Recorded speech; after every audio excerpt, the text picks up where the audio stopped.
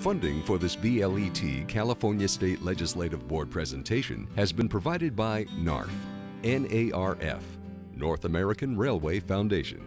NARF is a nonprofit operating foundation that was formed and funded by the Brotherhood's Relief and Compensation Fund, BR&CF, to support rail history, education, safety, and technology in the United States and Canada. With continued Board of Directors stewardship coming from the BR&CF, NARF has supported many worthwhile projects over its 16-year history. The primary focus of these efforts has been in support of organized rail labor, giving back to all the men and women of the railroad community across North America.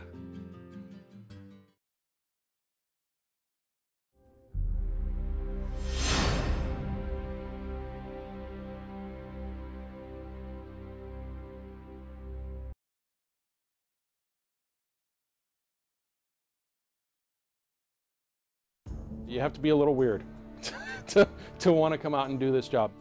It's hard on the home life, it's hard on the family, and it's hard on the individual. I worry, every time he leaves the home. It's a difficult way of life. I feel like I'm a single parent. I have 4 children. My husband's on call 24/7. You could be gone for days at a time, and then when you get back home, you could be gone again within hours. When they're gone, you're a single mom, and when they come home, they're tired and they want to sleep, and they're going back out on the road right when the phone rings. They don't realize that, there's somebody's husband, there's somebody's brother, there's somebody's wife operating the train. You look at the lifespan after you retire from this industry, it's not very long. I don't know how people do 40 and 50 years. The most difficult challenge is having to answer, well, especially when you first start out, is having to be able to answer that phone 24 hours a day. I get a phone call and 2 hours later I have to be at work. In the back of your mind, you're always thinking about preparing yourself for your next shift because the train schedules aren't exactly, they're not set. There's a point where your life just stops. You're waiting for the call. There are people out there that says, oh, you got the coolest job in the world. And I said, yeah, I do. But they don't understand what I'm doing at 2 a.m. or when they're in their bunny slippers at home on Christmas morning that I'm out there running a train back to my home terminal after being up 10 or 12 hours. Only your fellow brothers and sisters understand what you're doing out there and the difficulties you face. It's a very taxing lifestyle. It can be a very taxing job at times, but when I get the call, I look forward to going to work. I love my job.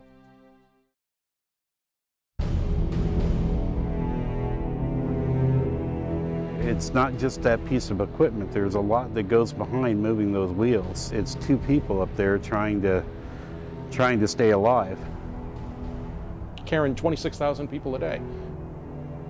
When you're dealing with something that's such a large piece of equipment, it can be catastrophic. Thousands of tons of steel, rolling takes a lot of work to control. There's a lot of risk. It's a controlled runaway. The only thing preventing a head-on collision is the engineer.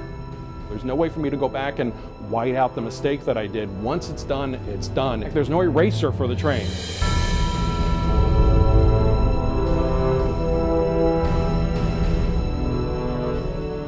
I had a runaway grain train on the mountain.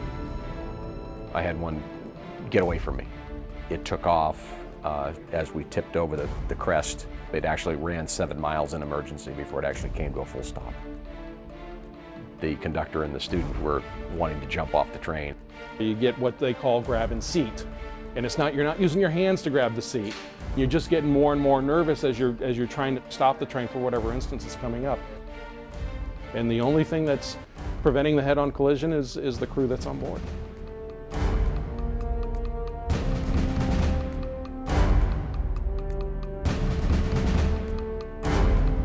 It was only my training and my conductor's training that we worked together and were able to stop the train. Just the experience level and just staying calm and just trying to keep them calm that, we've done everything we can do. It's just basically God's will that, we're going to make it home today. You tell those kind of stories with each other and It builds that sense of brotherhood that you may not have other places. Unions are very involved. It's very much about safety out here. The safety for the employees and the safety for the public. The risk hasn't changed in 150 years.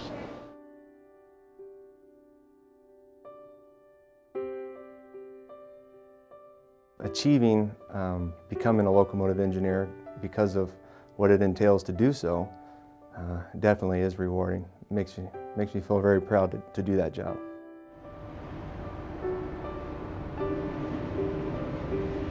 It's very rewarding to do the job.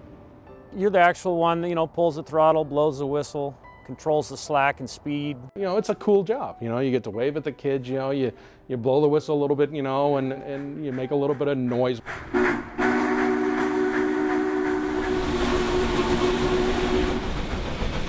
On a steam whistle, you can communicate with it. You can really make that mournful wail. And every engineer has his own unique style of blowing the whistle.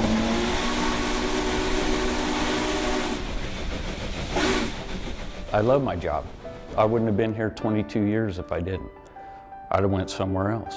But I like the camaraderie with my fellow employees.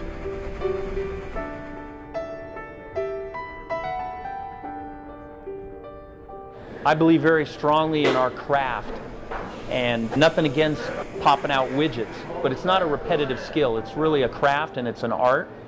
Because of the training and what I've learned, I use that every day to keep myself, my crew, and the public safe. I work with nothing but professionals. I think by increasing the professionalism of our craft, the carrier sees that we are less prone to breaking rules. Being a part of the union actually makes me a better engineer. It feels good. Yeah, it gives, it seems like it gives me an edge, and I can perform my job better. It holds not only the membership to a high standard, but I think it holds the industry to a high standard. It's good for business. It creates a sense of professionalism that you can't get without it. There are certain standards we meet as union labor.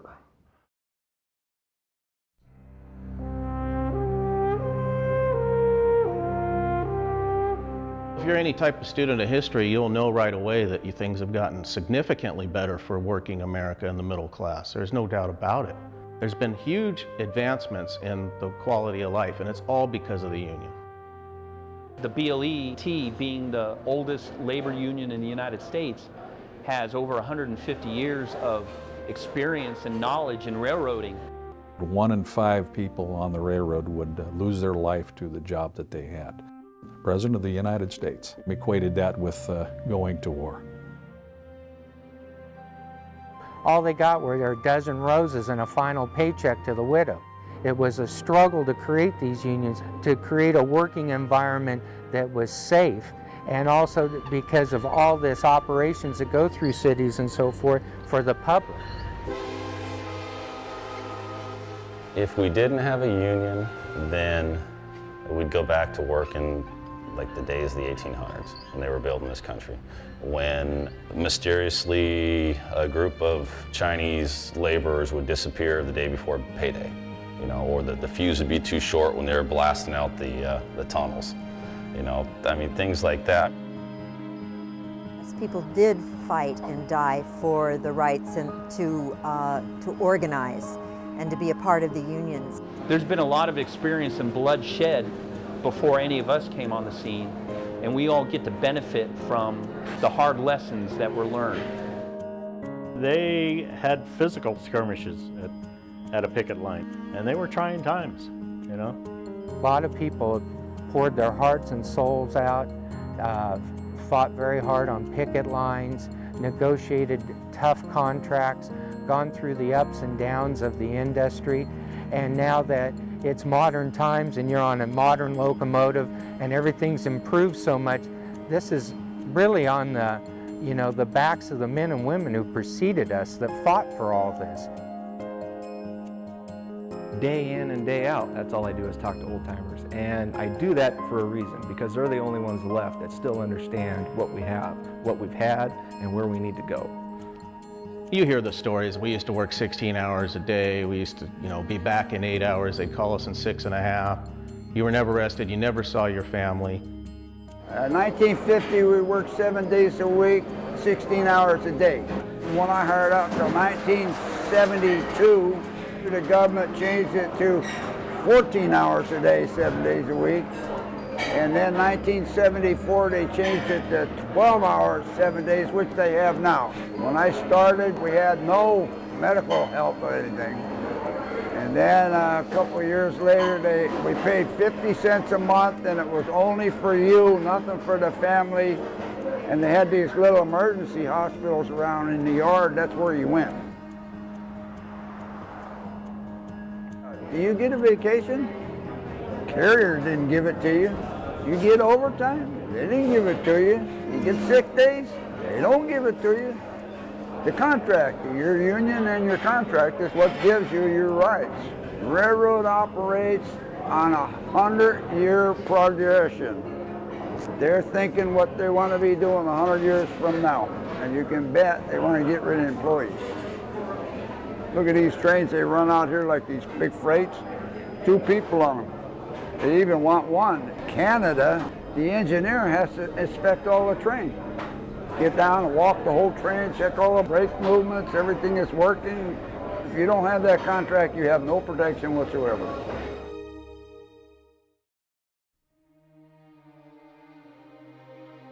With the union, you have a voice. You have an opportunity to work under a collective bargaining agreement, and you have a brotherhood and solidarity with your other brothers and sisters that are in the union. It's a safety net. It's power and it's courage. When I started, they had over 98,000 employees.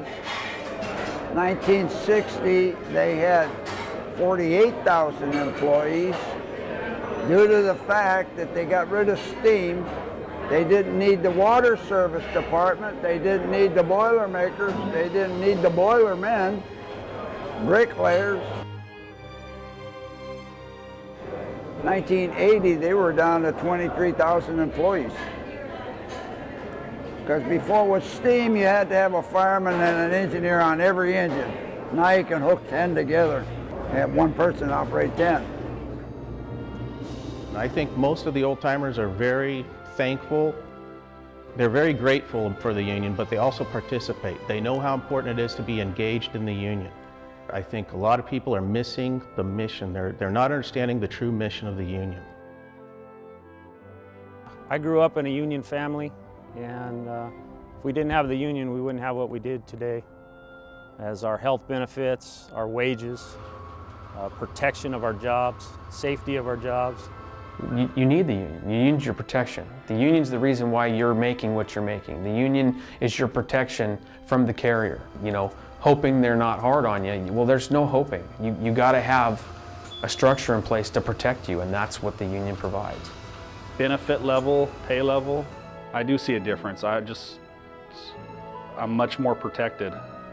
If you don't have people that can back you up, essentially you're standing out there alone against an employer that may or may not like you as a person, and they can pull the plug on you. You don't have any recourse.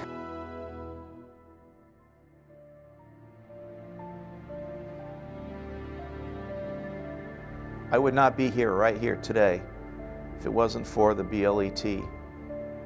That you did not start out today to go out and kill anyone.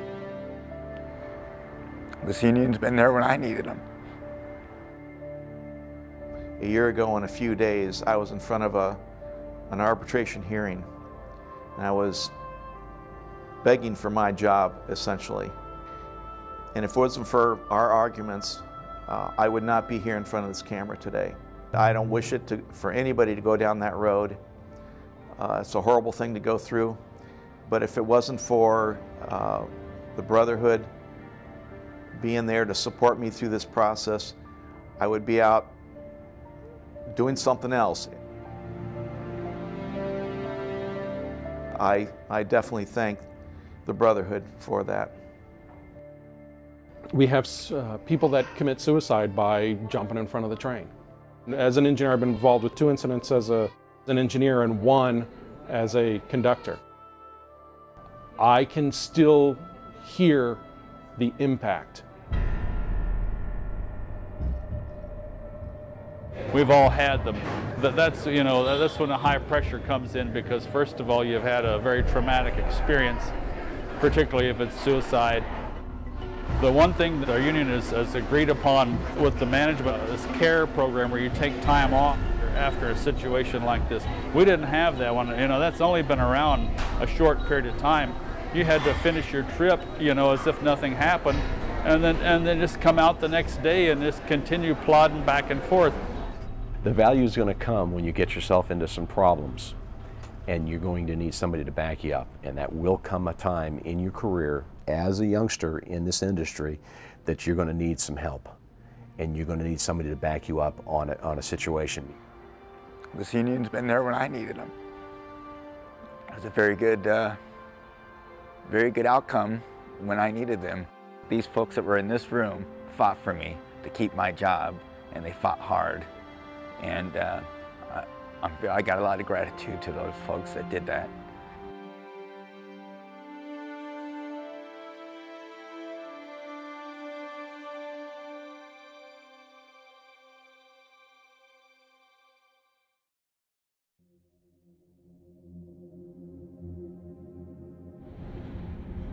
Without the union, you would basically be a slave to the carrier.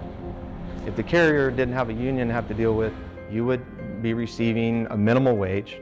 I'm not sure what that dollar amount would be, but it wouldn't be what you have today. Your health care just would be the standard of our nation. With big corporations, you would end up paying 3 to 4 times what we currently pay for our health care now a month. If it wasn't for the union, they would have people with no qualifications out running. If there was no union, McDonald's would probably be a better place to work. No, you wouldn't be able to get any benefits, you wouldn't be able to get raises, and you definitely wouldn't be able to get things fixed when they go wrong. I'd probably lose my house. Even though it's paid off, I wouldn't be able to pay the property taxes. So I'd probably be working for about $10 an hour with no health care. It scares me to think about it. I'm not sure what'll happen. I think you'll see a degeneration in working conditions and wages and the American way of life, whether it's this job or another union job or you name it. I think unions help prop up non-union jobs too. I mean, everybody knows that. If you don't have that union there, guess what? You are on your own. And having been in situations myself in younger years and on my own, and you're the only one you got to rely upon, it can be a damn difficult world. At least with a union behind you, you've got a myriad of bodies that are going to help you out and keep you going and at least go to battle for you, and that's what we're all about.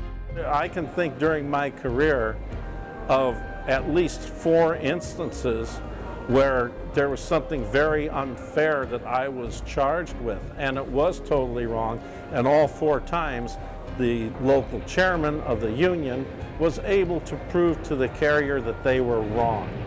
And if I didn't have that protection and worked for a Walmart type of mentality, non-union big box store, that type of management, I would have been on my own, and I probably wouldn't have been fired. I wouldn't have had a retirement. If I didn't have the union, I wouldn't have had that protection. You're not in the union shop? Oh yeah. There's no protection there. No protection at all.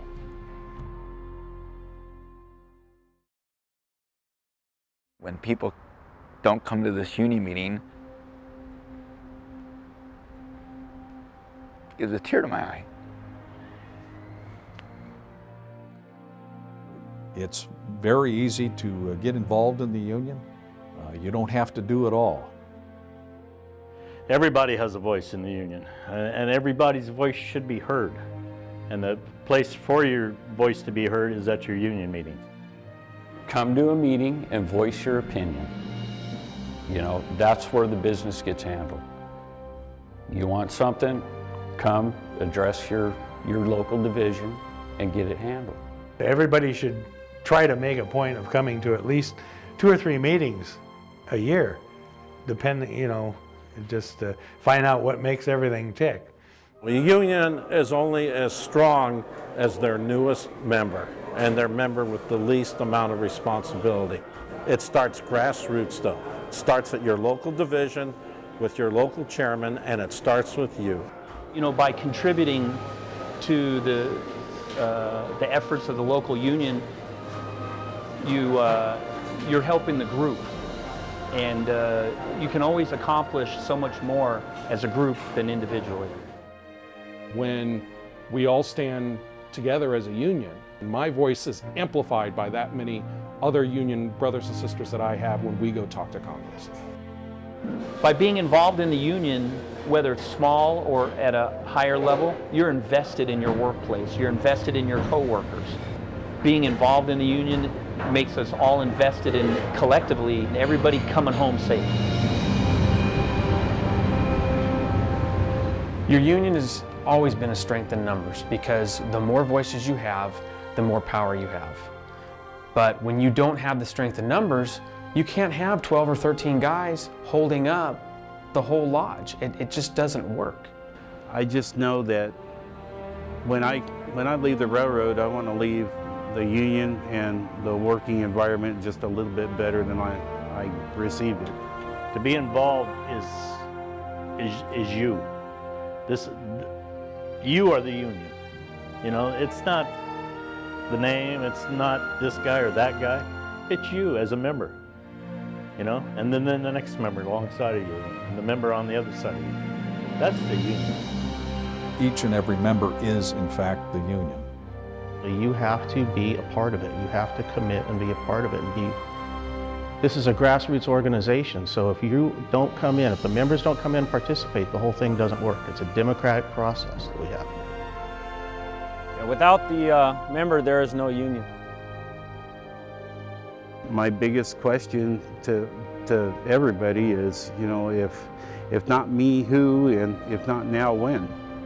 Unions are our last defense, and corporate America is destined to take everything away from us. If we don't remember the past, we're destined to relive it.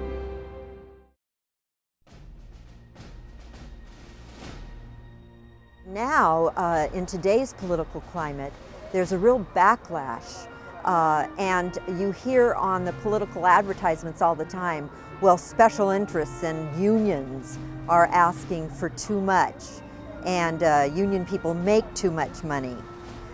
Those are hard-fought issues that give people a decent livelihood. So now, more than ever, it's important to become involved and stay involved, because we've got to build back up the ability of the unions to negotiate. In the 50s, the union rate was, I think, 1 out of 4, maybe 1 out of 3 workers were unionized in America. Now it's less than 1 out of 10. It's frustrating to hear these people, you know, anti-union, anti-union, anti-union. The union is only trying to protect the workers. But to have the anti-union people, it seems like they are just going against their own interest. The union is truly the democracy that we need in this country. You put something on the floor at this union meeting, and you vote on it that day, 51% yes or no answer, and it's done. It's off the floor. When we stand together and stand up together and say, this is what we want, it's an awful lot louder if we do it with the thousands of employees that we have across the country rather than just one guy standing up by himself.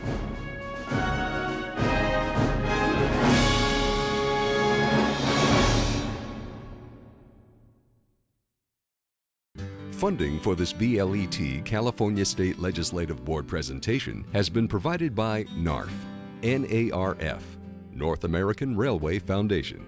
NARF is a nonprofit operating foundation that was formed and funded by the Brotherhood's Relief and Compensation Fund, BR&CF, to support rail history, education, safety, and technology in the United States and Canada. With continued Board of Directors stewardship coming from the BR&CF, NARF has supported many worthwhile projects over its 16-year history. The primary focus of these efforts has been in support of organized rail labor, giving back to all the men and women of the railroad community across North America.